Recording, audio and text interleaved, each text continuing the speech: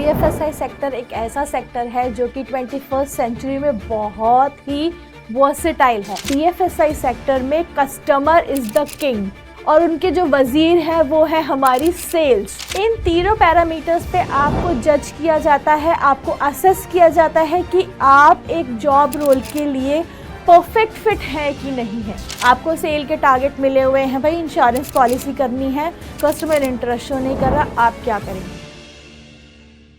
Hello बच्चों, hello students, कैसे हैं आप सब। भाई अगर 21st सेंचुरी की बात करें तो BFSI सेक्टर एक ऐसा सेक्टर है जो कि 21st सेंचुरी में बहुत ही वर्सेटाइल है, बहुत तरह के जॉब रोल्स लेकर आता है। आप चाहे कॉमर्स बैकग्राउंड से हो, चाहे कॉमर्स बैकग्राउंड से ना हो, ये ऐसा सेक्टर है जो हर तरह के डिग्री धारक बच्चों को अपनाता है, सबको जॉब रोल देता है।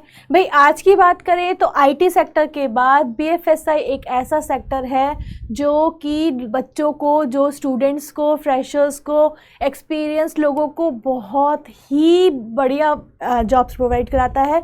बहुत ही अच्छी जॉब रेंज हैं, बहुत ही अच्छे जॉब रोल्स हैं यहाँ पे। तो भाई जो भी बच्चे BFSI में कदम रखना चाहते हैं, BFSI इंडस्ट्री में अपना करियर बनाना चाहते हैं, भाई इंटरव्यू तो देखो सबको देने पड़ते हैं। अब इंटरव्यू कैसे दें, क्या बोलना चाहिए, कैसे बोलना चाहिए, क्या करना चाहिए, क्या नहीं करना चाहिए, वो सब आप लोगों को आता है। लेकिन यहाँ पे बात आ जाती है टेक्निकल राउंड की, यानी वो राउंड जो कि ये देखता है कि आपको BFSI सेक्टर की कितनी नॉलेज है, क्या एक्सपर्टीज़ है। HR जो आपके राउंड लेते हैं वो तो देखो जेनरिक राउंड होते हैं, आप अपने बारे में इंट्रोडक्शन दीजिए, आपकी क्वालिफ़िकेशन क्या है, आपका वर्क एक्सपीरियंस क्या है। लेकिन जब बात आ जाती है टेक्निकल राउंड की, यानी सब्जेक्ट एक्सपर्टीज़ राउंड की, तो वहाँ पे जो बच्चे होते हैं, काफ़ी बच्चे थोड़े सहम जाते हैं, डर जाते हैं या जवाब नहीं दे पाते हैं। और देखिए अगर मैं BFSI की बात कर रही हूँ तो BFSI सेक्टर में कस्टमर इज़ द किंग, ठीक है, और उनके जो वजीर है वो है हमारी सेल्स। तो अगर आपने कस्टमर सर्विस अच्छी कर दी और आपने सेल्स अच्छी कर दी तो भाई आपकी तो ग्रोथ ही ग्रोथ है, आप तो पूरा ग्रोथ ही लेकर जाएंगे यहाँ से। तो आज जो मैं आपके सामने वीडियो लेकर आई हूँ, आज मैं आपको टेक्निकल राउंड से रिलेटेड क्वेश्चंस लेके आई हूँ। कुछ ऐसे क्वेश्चंस जो इंटरव्यू में आपसे पूछे जाते हैं, जो एक सिचुएशन बेस्ड होते हैं, चाहे वो सेल्स से रिलेटेड हो, चाहे वो कस्टमर सर्विस से रिलेटेड हो। अब देखिए अगर इंटरव्यूअर आपसे पूछेगा सीधे सीधे कि CRR क्या होता है तो आप जवाब दे देंगे। लेकिन अगर इसी CRR को उसने आपसे उल्टे तरीके से पूछ लिया या सिचुएशन में पूछ लिया तो भाई वहाँ पे कई बच्चे मात खा जाते हैं, वहाँ पे बच्चों को थोड़ा सा लैक हो जाते हैं कि इसका जवाब क्या दे, इसका जवाब कैसे दे, इसका क्या आंसर होना चाहिए। तो ऐसे ही कुछ सिचुएशन बेस्ड क्वेश्चन मैं आपके सामने लाई हूँ।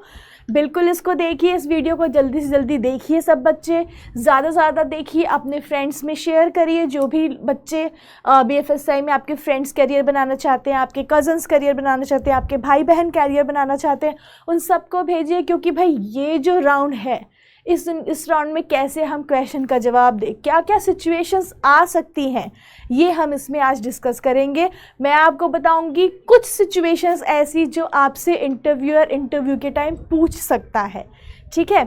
और एक बात और, PW स्किल्स में BFSI का बैच शुरू हो गया है। आप लोग जल्दी से, जो भी बच्चे करियर बनाना चाहते हैं, एक्सप्लोर करिए और जल्दी से अपने आप को बैच के लिए एनरोल करिए, ठीक है। तो चलिए आज की वीडियो हम शुरू करते हैं। Let's get started. चलिए, तो सबसे पहले देखना है कि भाई टेक्निकल राउंड एक्चुअली में होता क्या है। What is technical round, technical round हम किसको बोलते हैं, ठीक है।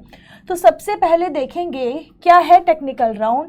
टेक्निकल राउंड वो राउंड ऑफ इंटरव्यू है जहाँ पे आपकी technical situational problem solving skills को जांचा जाता है।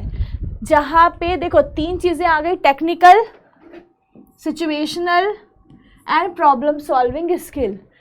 इन तीनों पैरामीटर्स पे आपको जज किया जाता है, आपको असेस किया जाता है कि आप एक जॉब रोल के लिए परफेक्ट फिट है कि नहीं है, ठीक है।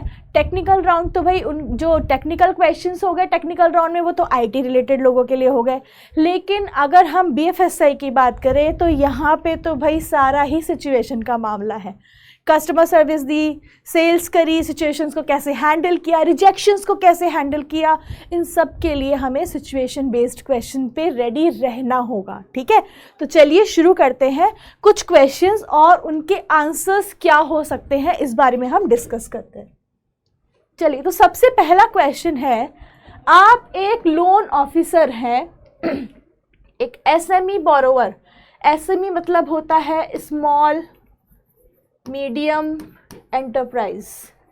स्मॉल मीडियम एंटरप्राइज वो बिजनेस होते हैं जो छोटे स्तर पर काम करते हैं और उनको लोन की आवश्यकता होती है, तो वो बैंक के पास आए, आपके पास आए, आप एज अ लोन ऑफिसर काम कर रहे हैं। ठीक है, एक एसएमई बिजनेस ने एक लोन लिया और उसने 3 ईएमआई मिस कर दी, यानी 3 महीने की ईएमआई उसने पे नहीं करी। अब 85 डेज हो चुके हैं, वो ईएमआई अभी भी पे नहीं कर पा रहा है। आपने उससे कांटेक्ट किया। ठीक है, उसने बोला कि भाई ये जो पेमेंट है मैं 2 वीक में ख़त्म करा दूंगा। ठीक है, दोबारा समझिए क्वेश्चन को। आप एक लोन ऑफिसर है, एक एसएमई पर्सन, एक एसएमई बिजनेस पर्सन आपसे लोन लेने आया है, आपने लोन दे दिया। लास्ट 3 महीने की जो ईएमआई है वो उसने पे नहीं करी है। आपने जब कस्टमर से बात करी, कस्टमर ने बोला कि 2 हफ्ते मुझे दीजिए, 2 हफ्ते के अंदर मैं सारा पेमेंट सेटल कर दूंगा। इस सिचुएशन में आप क्या करेंगे? क्योंकि यहाँ पे देखिए 85 डेज हो चुके हैं, ऑलरेडी 85 डेज निकल चुके हैं। इस सिचुएशन में हम क्या करेंगे? इस सिचुएशन में सबसे अच्छा जवाब जो मेरी तरफ से आपको सजेशन है, सबसे पहले आप उसकी पास्ट रीपेमेंट हिस्ट्री चेक करिए कि क्या पास्ट में भी ऐसा कुछ हुआ है, उसने कोई और लोन लिया हो, जिसको हम क्या बोल सकते हैं, क्रेडिट वर्दीनेस। तो यहाँ पे सबसे पहला स्टेप आएगा कि हम उसका क्रेडिट वर्दीनेस चेक करेंगे कि कोई पास्ट पेमेंट तो उसने फिर से ड्यू नहीं कर रखी थी, कोई ऐसा पास्ट लोन लिया हो जिसमें उसने पेमेंट फिर से ड्यू कर ली हो, या उसका क्रेडिट स्कोर बहुत अच्छा है, ऐसा कभी हुआ नहीं, ऐसा पहली बार हुआ है। तो आप उसकी रीपेमेंट हिस्ट्री चेक करेंगे, जिससे आपको कस्टमर की इंटेंशंस भी पता लग सकती हैं कि कस्टमर की क्या इंटेंशन है, right. Second thing, document his commitment to repay in 2 weeks. जब भी कोई कस्टमर आपसे कमिटमेंट कर रहा है कि मैं लोन को 2 हफ्ते में चुका दूंगा, आप उससे इसकी डॉक्यूमेंटेशन करवाइए। ठीक है, उससे लेटर, कंपनी के लेटर हेड पे लिखवा लीजिए, स्टैंपिंग करवा लीजिए, साइन लेके ले लीजिए। तो उससे एज अ डॉक्यूमेंट कोई ना कोई प्रूफ लीजिए कि आप कस्टमर आपको 2 हफ्ते में वो रीपे कर देगा, right. If credible, I may request an intern part of payment to show the intent and delay classification। इसका मतलब ये है, अगर कस्टमर की इंटेंशन सही है तो आप क्या करेंगे, आप डॉक्यूमेंटेशन ले लेंगे। ठीक है, डॉक्यूमेंटेशन के बाद डिले का रीज़न क्या है, वो रीज़न जान के वो भी उसके डॉक्यूमेंटेशन पे करवा लेंगे। देखिए, जो भी चीज़ आप करवा रहे हैं कस्टमर से, जो भी आपकी बात हो रही है या जो भी आपका कम्युनिकेशन चल रहा है, वो डॉक्यूमेंट होना बहुत ही इम्पॉर्टेंट है। अगर वो डॉक्यूमेंट नहीं हुआ तो कल को ये चीज़ आपके ऊपर आ जाएगी कि कस्टमर ने आपको बोला था, आपने डॉक्यूमेंट क्यों नहीं करवाया, आपने क्यों उससे डॉक्यूमेंट पे लिखवा के नहीं लिया कि 2 वीक में वो करवा देगा। चाहे वो मेल के ज़रिए हो, आप मेल करवा लो ऑफिशियल मेल आईडी पे अपने ब्रांच की, या फिर आप डॉक्यूमेंट लेटर हेड पे ले सकते हो। उसमें डिले का रीज़न भी आप स्पेसिफाई करवाओ उससे कि क्यों ऐसा क्या हुआ, ऐसा क्यों आपने डिले करी, 3 ईएमआई आपने पे नहीं करी। ठीक है, if repayment doesn't occur by the 90, the loan must be marked N NPA and the recovery agent or legal action will follow। NPA बेटा सबको पता है, NPA नॉन परफॉर्मिंग असेट।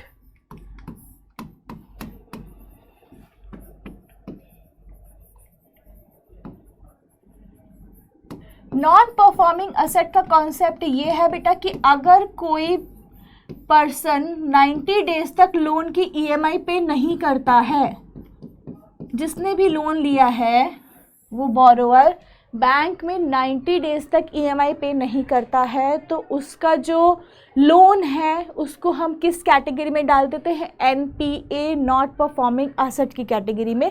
इस कैटेगरी में जाने के बाद जो लोन की रिकवरी है वो रिकवरी एजेंट्स अपने हिसाब से कराते हैं, लीगल एक्शन के थ्रू उनकी रिकवरी कराई जाती है। ठीक है, तो अगर वो 90 डेज हो जाता है तो आपको क्या मार्क करना है, NPA. I would also evaluate whether loan qualifies for one-time restructuring under RBI guidelines। एक बहुत अच्छी गाइडलाइन है आरबीआई की, लोन रीस्ट्रक्चरिंग, यानी कि अगर किसी कस्टमर को ईएमआई का पेमेंट ज़्यादा लग रहा है, अगर वो एबल नहीं है कि वो हर महीने इतनी ज़्यादा ईएमआई पे कर सकता है, तो आप उसके लोन को रीस्ट्रक्चर कर सकते हैं, उसकी ईएमआई अमाउंट घटा सकते हैं, इंटरेस्ट पे बढ़ा सकते हैं, टाइम बढ़ा सकते हैं, राइट। तो ये लोन रीस्ट्रक्चरिंग भी आप कर सकते हैं। तो आप इस क्वेश्चन का ऐसे जवाब दे सकते हैं कि पहले कस्टमर की क्रेडिट वर्दीनेस चेक करेंगे, अगर कस्टमर क्रेडिट वर्दी है तो उससे सब कुछ डॉक्यूमेंट करवाएंगे, डिले का रीज़न डॉक्यूमेंट कराएंगे, 90 डेज हो गए तो एनपीए में मार्क करेंगे और रिकवरी एजेंट उसकी रिकवरी करेगा। And fifth and the very important point कि कस्टमर का लोन का रीस्ट्रक्चर हम यहाँ पे कर सकते हैं। ठीक है, आई होप ये क्वेश्चन सबको समझ में आ गया होगा। आगे नेक्स्ट क्वेश्चन के ऊपर बढ़े, चलिए अब हम पढ़ते हैं दूसरा क्वेश्चन क्या कह रहा है। दूसरा क्वेश्चन हमें क्या कहता है, you have been given a target of cross selling of insurance policy. आपको टारगेट दे रखा है कि आपको इंश्योरेंस पॉलिसी सेल करनी है, but the customers are showing their interest, what will be your strategy to meet your goals. यानी customer आपको इंटरेस्ट नहीं शो कर रहा है तो आप यहाँ पे क्या स्ट्रैटेजी करेंगे। आपको सेल के टारगेट मिले हुए हैं, भाई इंश्योरेंस पॉलिसी करनी है, कस्टमर इंटरेस्ट शो नहीं कर रहा, आप क्या करेंगे। तो सबसे पहले हम क्या करेंगे, जो मैं आपको सजेस्ट कर रही हूँ आंसर, पहले कस्टमर की नीड देखिए कि कस्टमर की नीड क्या है, उसको पुश करने की बजाय एजुकेट कीजिए, राइट। कस्टमर बोल रहा है कि मैं इंश्योरेंस करा के क्या करूँगा, मेरी तो टर्म इंश्योरेंस चल रही है, उससे मेरा लाइफ कवर हो रहा है, जितना है ठीक है, मुझे नहीं कराना। तो आप कस्टमर को पुश नहीं करेंगे, आप उसको एजुकेट करेंगे, सर यूलिप प्लान ले लो, यूलिप प्लान में आपका लाइफ कवर भी हो गया, ठीक है ना, और आपको मार्केट बेस्ड रिटर्न भी मिल गई, राइट। यूलिप प्लान ले लो। सर चाइल्ड प्लान ले लो, सर चाइल्ड प्लान लेंगे तो बच्चों की एजुकेशन में काम आएगा फ्यूचर में, और इसके बेनिफिट भी हैं, इसके बेनिफिट बहुत अच्छे हैं, बहुत अच्छे बेनिफिट्स हैं। सर टैक्स का रिबेट मिलेगा आपको, टैक्स बेनिफिट वाले प्लान ले लीजिए, आप टैक्स बचा सकते हैं। तो ऐसे करके आप कस्टमर को एजुकेट कीजिए। अगर कस्टमर को ये पता है कि इंश्योरेंस का मतलब सिर्फ लाइफ कवर होता है, लेकिन उसको ये नहीं पता यूलिप प्लान क्या होता है, चाइल्ड प्लान क्या होता है, एंडोमेंट प्लान क्या होता है, तो आप उसको जागरूक करिए, उसको एजुकेट करिए इन सब चीज़ों के बारे में, right. Third, use personalised pitching. Customer की जो नीड है उसके हिसाब से आप उसको प्रोडक्ट पिच करिए, ठीक है। ये नहीं कि कस्टमर तो इंश्योरेंस पॉलिसी कुछ और मांग रहा है, आप उसको कुछ और पिच कर रहे हो, है ना।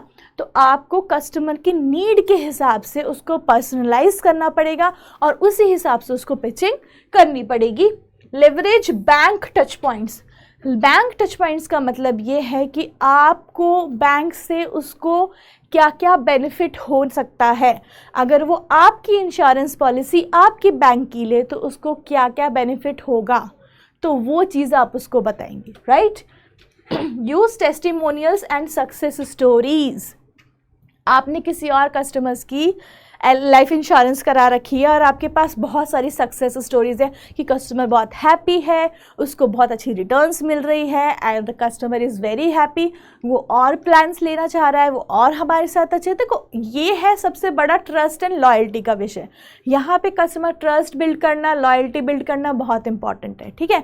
तो ऐसे कस्टमर्स की सक्सेस स्टोरीज़ बताइए, टेस्टिमोनियल्स दीजिए, ताकि कस्टमर इस प्रोडक्ट के लिए अट्रैक्ट हो या उसको सच में अफेक्ट आए, उसको ऊपर कोई इम्पैक्ट पड़े कि उसको आपसे इंश्योरेंस पॉलिसी ले लेनी चाहिए। Handle objections positively. अगर कस्टमर आपको स्ट्रेट फॉरवर्ड कर देता है no I am not interested, तो उस ऑब्जेक्शन को आपको पॉजिटिवली लेना होगा, आपको नेगेटिवली नहीं लेना होगा। कि अगर कस्टमर बोल रहा है, आपने सब चीज़ें समझा ली, ठीक है, आप एक कस्टमर के पास विजिट पे गए, आपने सब चीज़ें समझा ली और कस्टमर एंड में आके आपको बोल रहा है 1 घंटे बाद नहीं मैं तो नहीं लूँगा, तो आप कस्टमर के ऊपर ये नहीं बोल सकते कि आपने मेरा टाइम क्यों वेस्ट कराया, आपने मुझे बुलाया क्यों। आपको हमेशा ऑब्जेक्शंस को पॉजिटिवली लेना है, right. Regular follow up and soft reminders, team collaboration and training. आप रेगुलर उसको सॉफ्ट रिमाइंडर्स दे सकते हैं कि सर अब आपको नीड होगी, आपको जब भी नीड होगी फ्यूचर में आप मुझसे कांटेक्ट करिएगा, मैं आपको हमेशा अच्छा प्रोडक्ट ही पिच करूंगा, राइट। उसके बाद आप टीम कोलैबोरेशन कर सकते हैं, यानी कि अगर कोई कस्टमर आपसे सेटिस्फाई नहीं है, वो किसी और कलीग को जानता है या किसी और कलीग की आप हेल्प लेना चाहते हैं, तो डोंट बी शाई, डोंट बी अफ्रेड, आप किसी और कलीग की हेल्प भी ले सकते हैं। तो this is my second suggested answer कि अगर आपको इंश्योरेंस पॉलिसी बेचनी है, टारगेट्स हैं, कस्टमर इंटरेस्ट नहीं है, तो आप क्या क्या पिचिंग, कैसे पिचिंग उसको कर सकते हैं, राइट। थर्ड क्वेश्चन जो पूछा जाता है अक्सर, that is a customer shown interest in purchasing mutual fund and life insurance policy and asked you about it. How will you pitch the product to customer? एक कस्टमर आपके पास आया है, ठीक है, उसको म्यूचुअल फंड भी लेना है, उसको लाइफ इंश्योरेंस पॉलिसी भी लेना है, वो आपसे बात कर रहा है, तो आप उसको कैसे प्रोडक्ट पिच करेंगे, राइट। ये तो बहुत मेरे ख्याल से सबको समझ में आ गया होगा। जितने भी बच्चे हैं जो BFSI में अपना करियर बनाना चाह रहे हैं या अभी भी टेक्निकल क्वेश्चंस को मेरे साथ जुड़े हुए देख रहे हैं, तो उनको तो समझ में आ गया होगा कि मैम किस बारे में बात कर रही है और इसको हम कैसे पिच कर सकते हैं। फिर भी मैं आपको अपनी तरफ से एक सजेस्टेड आंसर देना चाहती हूँ कि हम कैसे करें, ठीक है। हो सकता है कि आपका मेथड इफेक्टिवली हो, लेकिन अगर मैं कुछ ऐड कर दूँ तो वो और भी अच्छा इफेक्टिव आंसर निकल कर आए, राइट। चलिए, तो सबसे पहले है appreciate and acknowledge customer interest. Customer के इंटरेस्ट को हमेशा एक्नॉलेज करिए, अप्रिशिएट करिए, listen and then communicate, right. अगर कस्टमर बोल रहा है कि yes I want to purchase a mutual fund of your bank और I want to purchase a life insurance policy, I am interested in life insurance policy, can you come to my place and मुझे बता सकते हैं आप इन सब चीज़ों के बारे में, तो आप उसको अप्रिशिएट करेंगे कि thank you sir, thank you so much for showing your interest, surely I will let you know about all the products of the mutual funds and insurance policy. ठीक है, तो आप उसको अच्छे से सॉफ्ट तरीके से अप्रिशिएट करेंगे, right. Understand the customer needs. Sir आपको म्यूचुअल फंड क्यों चाहिए, आपका क्या गोल है।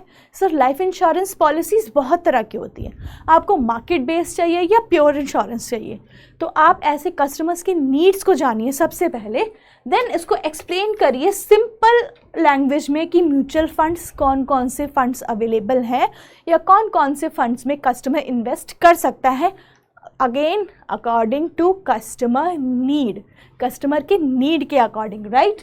Explain the life insurance, life insurance उसको एक्सप्लेन करिए, प्योर इंश्योरेंस एक्सप्लेन करिए, एंडोमेंट एक्सप्लेन करिए, आगे अगेन यूलिप एक्सप्लेन करिए। तो जितनी पॉलिसीज़ आप एक्सप्लेन अच्छे से कर सकते हैं सिंपल लैंग्वेज में, उतनी आप एक्सप्लेन करिए एंड टू द पॉइंट रहिए।